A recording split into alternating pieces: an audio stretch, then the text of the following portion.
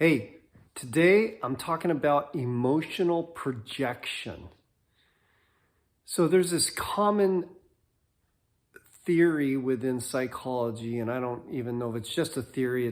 I think it's been shown and proven to exist that people actually project their own emotions on people around them. And it shows up in a couple of ways. One way is rather negative, where a person actually feels a certain way about something and then projects that feeling onto somebody else. For example, you might get into an argument with somebody that you're close to, and that person will tell you that you feel a certain way or that you're acting a certain way or something like that. And it's actually the projection of that person's own attitude, that person's own feeling about a particular topic. Another way that we project is associated with what's called mirror neurons. And it's an unconscious thing where your own emotion, the emotion that you feel, actually gets projected onto others so that they feel it themselves. And it's a natural occurring phenomena where you might even see this when people mirror your body language and they do it unconsciously. When you go into a room and let's say that you have a very negative disposition, people will basically reflect that negativity back to you. If you go in where the very positive, happy disposition, then you will actually get that reflected back to you because of this mirror neuron idea, in that whatever it is that you're feeling, the emotion you're feeling, and it doesn't even have to be something very overt, like you're actively showing people a certain type of look or smiling a lot or something. It can just be something in your eyes, whereas you look around the room, you may feel a certain way towards certain people, and they will pick up on that. They will actually feel those feelings toward you that you feel toward them. And this is something that people use as far as in attracting other people, by just projecting this feeling of attraction on them. And when you feel like somebody is attracted to you, you end up feeling attracted to them as well a lot of the time. So the reason why I'm bringing this up now is because there is a much deeper component to this, which is that how I feel about myself is what I project onto other people. And I've mentioned this before in another video or two, but I wanted to go into it a little more deeply today because I think it's very important to understand that the way you act toward other people actually signals exactly how you feel about yourself. So if you treat somebody else like an asshole, that means that that's how you treat yourself. And you may not beat yourself up physically, but emotionally, within your own heart and mind, that's what you're doing to yourself. You don't feel good about yourself, and you project that onto other people. And so when you do that, people can end up feeling a negative bias towards you. Aside from the fact that the very nature of you beating yourself up all the time ends up causing you to create that toward other people. In other words, you start criticizing others. If you're critical toward yourself, if you're judgmental of yourself, you're going to judge other people in the same way as you judge yourself. Now, you may not be as critical of somebody else, at least maybe not to their face, right? But in your heart, you're feeling it. So if you criticize yourself for a particular thing, let's say that you hate certain aspects of yourself, that there's certain things that you do or the ways you act in certain instances, and maybe you don't do it all the time, And maybe it's something that you guard against, so you protect yourself from doing those things by actually acting the opposite way. That when you interact with other people who actually act that way on a regular basis, it may not be a negative thing in general, but to you it is a negative thing, and you beat those people up about it. You may say critical things about them. You may make sarcastic remarks or make a joke, ha ha ha, but really underneath that joke is a little sting that is trying, in which you're trying to get at that person, and maybe you say it behind their back jokingly to another friend or coworker or family member about that person, or maybe you say it in their company so that they feel it. Either way, it indicates that you actually have something about you that person represents that you're critical of yourself about.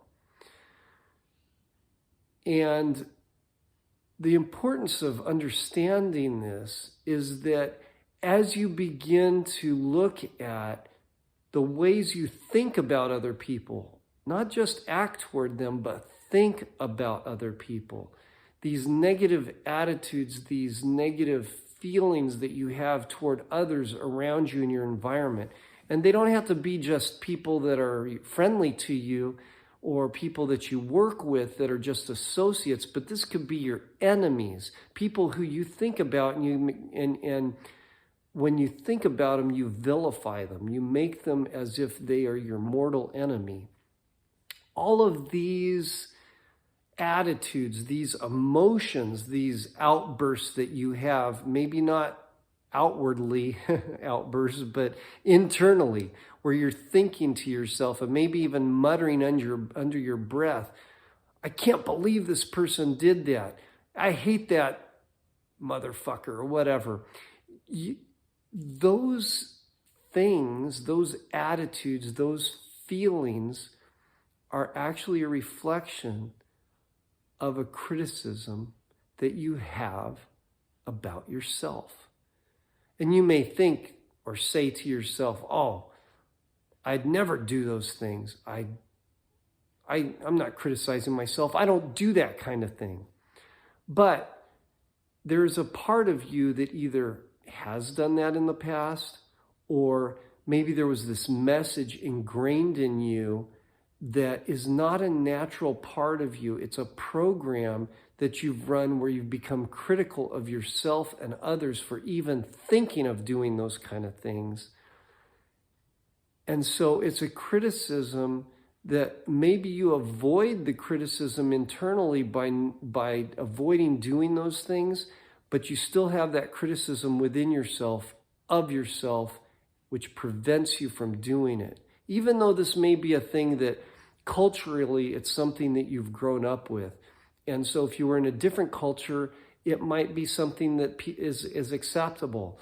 Or it might just be the way you were brought up versus the way another family might have been, another person in another family might be brought up. Or it could be a religious attitude or a political attitude, either conservative or liberal or mainstream or, libertarian or whatever. So it doesn't matter.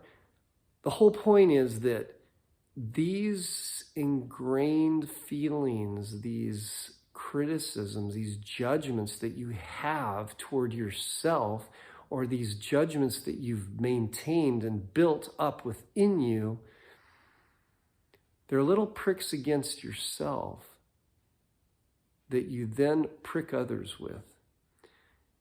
And people notice it when you take those attitudes toward them or toward others and they witness it.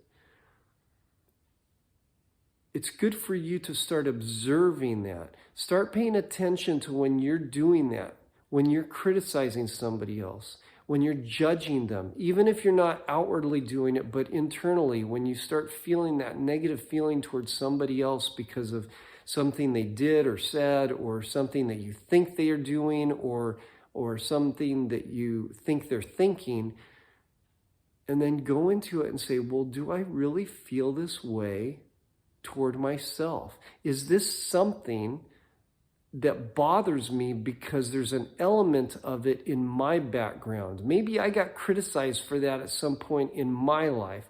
Maybe I got told not to do these things at some point in my life. And so now I take that criticism of myself and I project it out onto other people.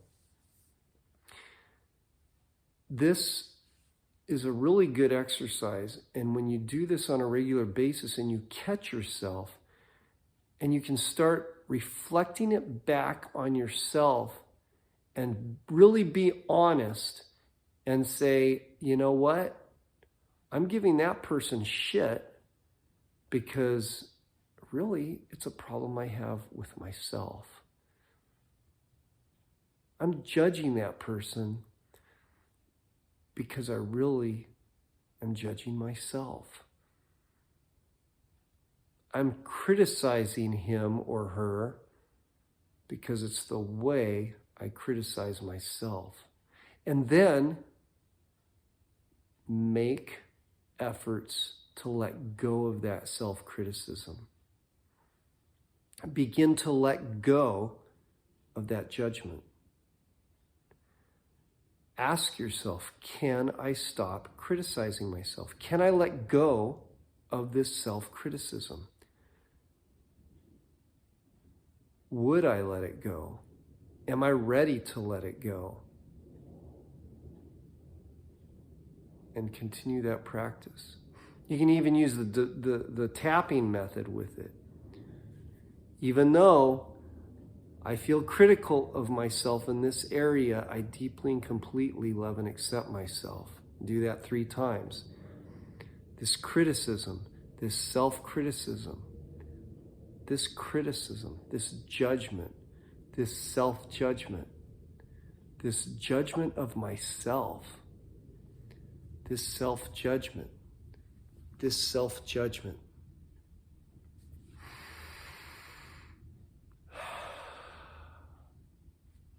And do that until you feel that judgment relax, until you realize that you no longer feel this critical attitude, this judging attitude toward that other person.